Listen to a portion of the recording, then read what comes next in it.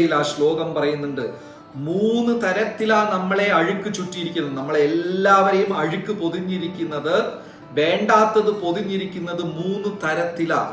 ഒന്ന് എന്താണ്? തീയിനെ ചുറ്റി പുകയുള്ളത് പോലെ.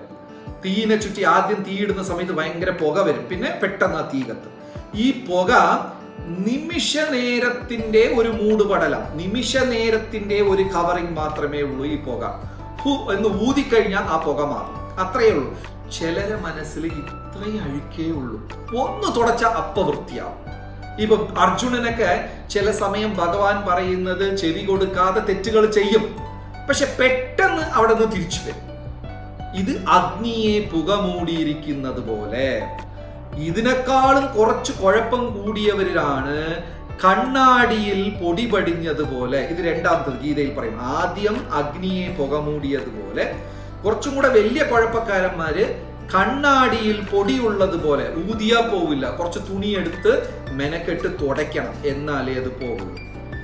ഏറ്റവും വലിയ കുഴപ്പക്കാരന്മാരെങ്ങനെയെന്ന് വെച്ചാൽ, ഗർഭത്തിനകത്ത് ശിശു, കുഞ്ഞ് അമ്മയുടെ വയറ്റിനകത്ത് ഗർഭത്തിലുള്ളതുപോലെ. തുടച്ചാലും കാണാൻ പറ്റൂല, ഊതിയാലും കാണാൻ പറ്റൂല. ആ തികഞ്ഞ ദിവസം, മാസം തികഞ്ഞാലേ ആ കുഞ്ഞിനെ പുറത്ത് കാണാൻ പറ്റുള്ളൂ. അപ്പൊ ചിലരുടെ കുഴപ്പം ഇതുപോലത്തെയാണ്.